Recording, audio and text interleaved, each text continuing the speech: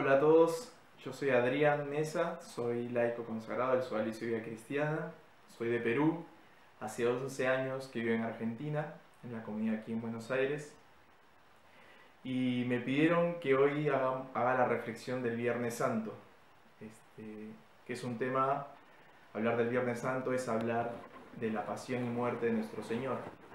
Es un tema no fácil de hablar porque teniendo tantos signos, detalles, acontecimientos que pasó nuestro Señor, que es difícil poder encajarlo de alguna manera en estas 20 o 30 minutos que voy a tener de reflexión. Así que simplemente mi idea es que juntos hagamos un recorrido de contemplar el misterio de la pasión de nuestro Señor.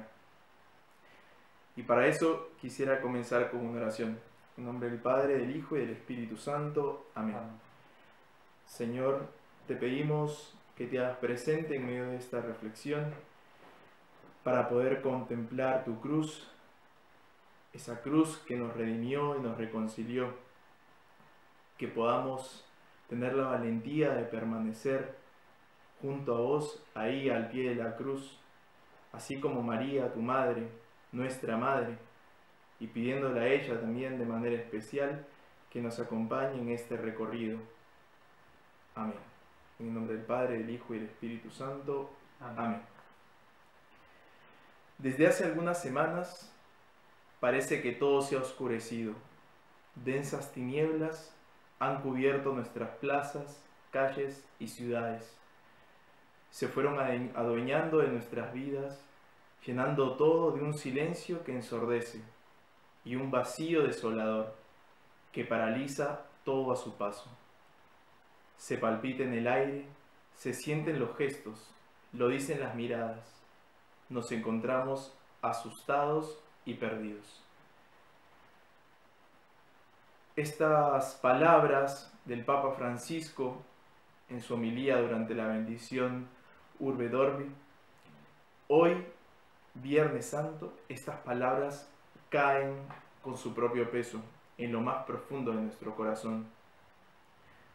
Nuestro Señor no está más. El Señor ha muerto por nosotros. Si hacemos memoria, tradicionalmente un Viernes Santo en las capillas, iglesias, se suele sacar el sagrario, la hostia consagrada, del sagrario principal, y se suele llevar algún monumento o una capilla externa, simbolizando justamente que Jesús no está más. Jesús ha muerto. Hay un vacío. Y nosotros lo hemos matado. Nuestro pecado. Y es que esta es la única manera, y la que creo que ayuda mucho, a entrar en el misterio de la pasión de nuestro Señor. Es tomando conciencia y creer que tus pecados, mis pecados, y los pecados de todos los hombres y mujeres de hoy, de antes, y de los que vendrán, por todos eso, Jesús, nuestro Señor, murió por nosotros. Él se hizo pecado, se hizo el más despreciable de todos, y fue sentenciado injustamente con el peor castigo que podía tener una persona en esa época, que es morir crucificado. Hay un pasaje del libro del profeta Isaías, hablando del siervo sufriente, que habla como una prefiguración, justamente, es una prefiguración de lo que nosotros entendemos después si contemplamos el sufrimiento de Jesús. De hecho, les recomiendo que puedan leer después en sus casas el libro de Isaías, del profeta Isaías, que está en el Antiguo Testamento, el capítulo 52 en adelante, donde van a ver una serie de relatos hablando de ese siervo sufriente, ¿no? Y es muy difícil no hacer la analogía o hacer memoria de que en nuestra mente se venga la figura de Jesús sufriendo. Pero muchos quedaron asombrados cuando lo vieron. Tenía el rostro tan desfigurado que apenas parecía un ser humano, y por su aspecto no se veía como un hombre. Isaías 52:14. Leo este pasaje y me pongo a pensar en cómo debe haber sido de cruel y de doloroso todo el sufrimiento físico que pudo haber padecido nuestro Señor.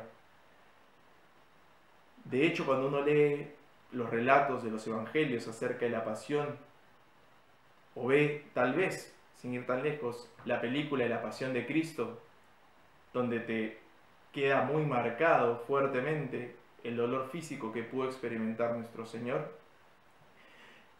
Y no es para nada difícil que nos quedemos justamente en solo el dolor físico de Jesús, en reducir a la pasión de nuestro Señor con el dolor físico.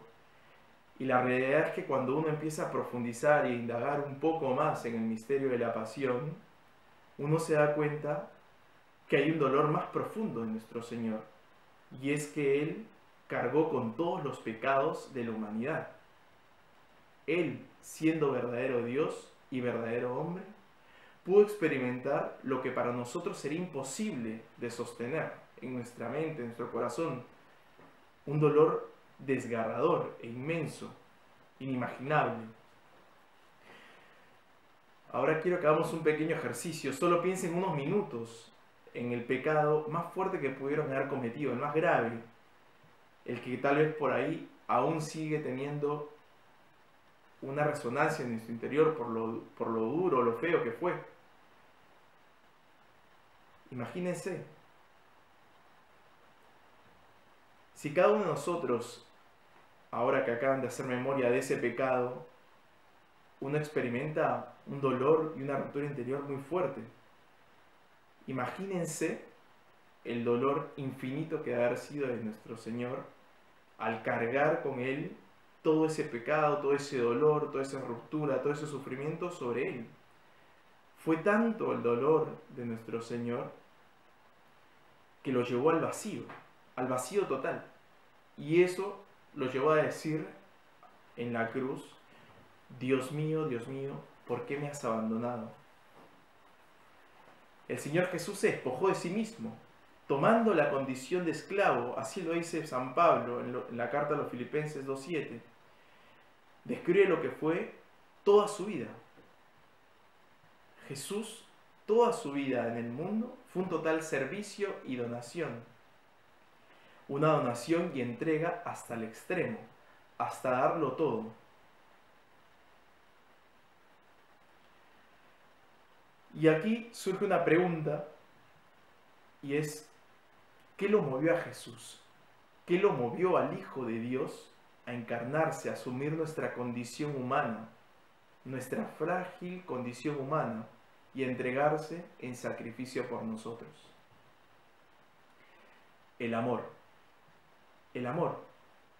Solo se puede entender la vida de Jesucristo desde la perspectiva del amor. De un amor hasta el extremo, que nosotros no somos capaces de dimensionar. Solo podemos contemplar. Solo podemos dejar que ese amor caiga sobre nosotros, que nos inunda ese amor. El Papa Francisco, en su homilía de este Domingo de Ramos que pasó, dirá que Jesús experimentó dos sentimientos más dolorosos que una persona que está dispuesta y se arriesga a amar puede experimentar, y es la traición y el abandono. La traición. Jesús sufrió la traición del discípulo que lo vendió y del discípulo que lo negó. Judas por un lado, Pedro por el otro. Judas lo traiciona vendiéndolo y Pedro lo traiciona por miedo al sufrimiento. Fue traicionado por la gente que lo aclamaba, ¿sí? Que el Domingo de Ramos le decía: Hosana al Hijo de David, y después le estaba diciendo: crucifíquenlo, crucifíquenlo. Fue traicionado por la institución religiosa que lo condenó injustamente, y fue también traicionado por la institución política que se lavó las manos. Quiero que ahora pensemos en aquellas traiciones que hemos cometido a lo largo de nuestra vida, aquellas decepciones, rechazos, ese terrible y dolorosa experiencia que podemos haber tenido cuando descubrimos que esa persona a la cual nosotros depositamos nuestra confianza nos ha defraudado. Está la desilusión en lo profundo de nuestro corazón que parece que la vida no tuviera sentido, que parece, ¿para qué vivir? Habiendo experimentado esta decepción y este rechazo. ¿Y por qué puede doler tanto al ser humano esa experiencia de traición, de engaño, de sentirse defraudado? ¿Por qué nos puede doler tanto? Y es que fuimos creados por amor y para el amor, para amar y para ser amados. Y esta verdad, toda persona que experimenta la traición de quien nos prometió ser fiel y estar a nuestro lado, es realmente desgarradora. Justamente por eso, por nuestra condición y nuestra naturaleza, que es, estamos llamados a vivir el amor. Por eso choca tanto, por eso duele tanto. Aunque todos te abandonen, yo no te abandonaré. Estas fueron las palabras de Pedro. Yo no te abandonaré, decía Pedro a Jesús entusiasmado. No, Jesús, yo voy a permanecer con vos, decía Pedro. Y todos sabemos cómo terminó este pasaje. Y es que Pedro lo negó 3 veces. ¿Cuántas veces le hemos prometido a Jesús infinidad de cosas, muchas cosas? ¿Cuántas veces le hemos hecho promesas o compromisos que finalmente no terminamos cumpliendo? ¿Cuántas veces lo hemos negado? No podemos ni siquiera imaginar cuán doloroso puede haber sido este dolor y esta traición que Jesús experimentó por parte de sus amigos, de Judas y de Pedro. Qué doloroso de haber sido. Él, que es todo amor, ahora experimenta todo lo contrario, la traición y el abandono. Siendo sinceros con nosotros mismos y entrando en nuestro interior, nos daremos cuenta de nuestras infidelidades, de nuestras falsedades, hipocresías, de esas promesas no cumplidas. Queriendo hacer las cosas bien, terminamos haciendo lo que no queríamos hacer. Nos quedamos con buenas intenciones. Y así podríamos seguir. Sin embargo, al encontrarnos con esta realidad dolorosa, tomamos conciencia de que Jesús conoce nuestro corazón mejor que nadie. Él sabe de nuestras preocupaciones, de nuestros desgastes, lo que nos da miedo, nuestras inseguridades. Él lo sabe todo.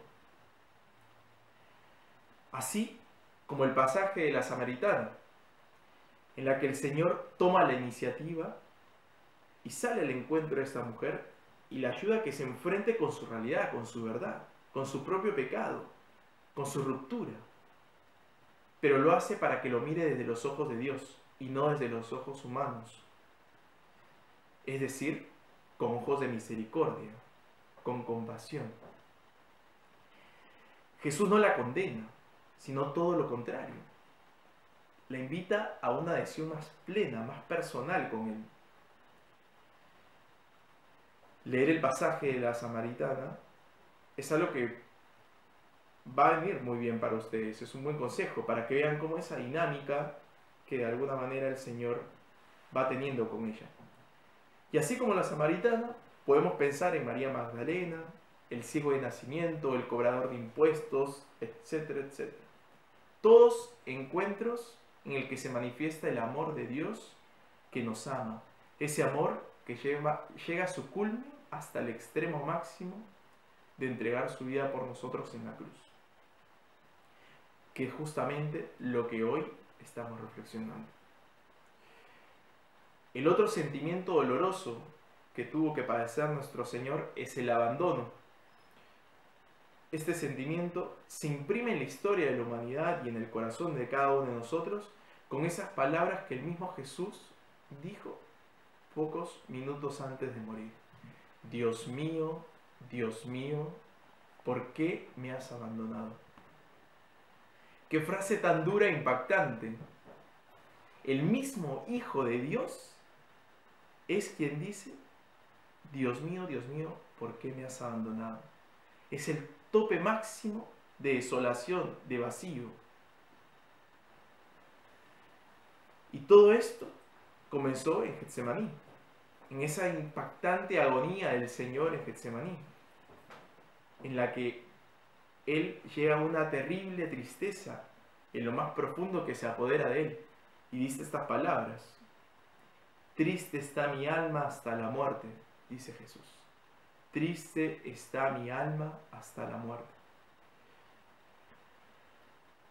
Esto aparece en Marcos 14:34. Sin embargo, le quedaba el Padre. Jesús, cada vez que se dirigía a Dios, siempre fue con el nombre de Padre. Pero en el abismo de esta soledad que hoy hacemos memoria, por primera vez el Señor lo llama con el nombre genérico de Dios. Y le grita, ¿por qué? ¿Por qué me has abandonado? ¿Por qué tú también me has abandonado? Jesús comprobó el abandono más grande que los evangelios han podido relatar, el vacío más grande. Dios mío, ¿por qué me has abandonado? Ante este misterio que nos encontramos, es importante que cada uno desde sus casas, en su mente y en su corazón, penetre en lo profundo de estas palabras, porque el mismo Jesús nos pide, así como a sus discípulos, a estar en vela, a permanecer despiertos y acompañarlo durante su pasión. Te pregunto, ¿en qué lugar querés estar? ¿Qué actitud querés tomar? ¿La de Pedro, que se entusiasmó y le prometió muchas cosas, le prometió fidelidad y lo negó? ¿O la de María, que en el silencio, en la contemplación, lo acompañó y estuvo ahí firme al pie de la cruz? Una pregunta que puede surgir hasta aquí es ¿para qué todo esto? ¿Por qué el Padre permite que Jesús experimente estos sentimientos tan dolorosos? ¿Por qué? Por nosotros, porque nos ama y nos ama hasta el extremo, entregándose libremente. Y así diría el Papa Francisco: cuando nos sintamos entre la espada y la pared, cuando nos encontremos en un callejón sin salida, sin luz y sin escapatoria, cuando parezca que ni siquiera Dios responde, recordemos que no estamos solos. Miremos a Jesús, miremos al crucificado. Él experimentó el abandono total, la situación más ajena a su existencia. Él lo hizo para hacerse solidario con nosotros. El Hijo de Dios mismo asumió nuestra condición humana en su totalidad, menos en el pecado. Y lo hizo por mí, por vos, por todos, para decirte: no tengas miedo, no estás solo, no estás solo. Experimenté esta desolación para estar siempre con vos. Piensen hasta qué nivel ha llegado el deseo de Jesús de servirnos, descendiendo hasta el abismo de nuestra fragilidad, de nuestro pecado, de esas cosas atroces, hasta la traición y el abandono. Hoy, en el drama de la pandemia, ante tantas certezas que se desmoronan, frente a tantas expectativas traicionadas, con el sentimiento de abandono que nos oprime el corazón, Jesús nos dice a cada uno: levántate, abre el corazón a mi amor, sentirás el consuelo de Dios que nos sostiene. Estas también fueron palabras del Papa Francisco.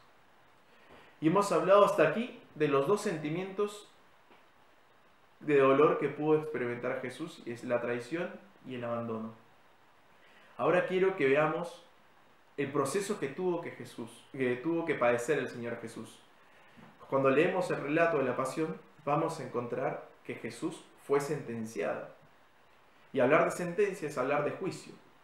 Y Jesús tuvo un juicio injusto, ya que las acusaciones en su contra eran falsas y además se contradecían una con otra.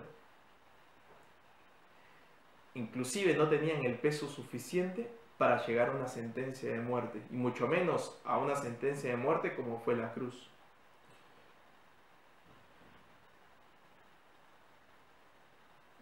Una vez apresado, Jesús es llevado a casa de Anás, el suegro de Caifás, que era el pontífice reinante. Sin embargo, Anás no lo interroga y manda que lo lleven directamente al sumo sacerdote Caifás, que es la máxima autoridad judía en ese entonces. Ahí se da el interrogatorio. Caifás interroga a Jesús sobre su doctrina y sus seguidores, pero Jesús se da cuenta que Caifás no le preocupa en absoluto saber la verdad, sino más bien ya tenía una sentencia formulada sobre él. Es decir, este interrogatorio era una farsa. Y de las pocas palabras que Jesús dice durante la pasión, una de ellas fue, en ese momento del interrogatorio: yo públicamente he hablado al mundo, siempre enseñé en las sinagogas y en el templo, a donde concurren los judíos. Nada hablé en secreto. ¿Qué me preguntas? Pregunta a los que me han oído. ¿Qué es lo que yo les he hablado? Ellos saben y deben saber lo que yo les he dicho. Ante estas palabras, Jesús inmediatamente recibe un golpe fuerte en la cara y le dicen: ¿así respondes al pontífice? Y Jesús, con una sinceridad profunda y conmovedora, dice: si hablé mal, muéstrame en qué, y si hablé bien, ¿por qué me pegas? Quedémonos un momento en esta escena. El Señor no hace nada para defenderse, no usa su poder para zafar, para librarse, no, para nada. Isaías 53:7 dirá: fue oprimido y afligido, pero no abrió su boca, como cordero que es llevado al matadero, y como oveja que ante sus trasquiladores permanece mudo, no abrió la boca. Esta es la actitud de Jesús durante toda su pasión. No abrió la boca, en silencio padeció. El poder político y religioso de su época va a permanecer durante toda su pasión y va a tener esta actitud constantemente.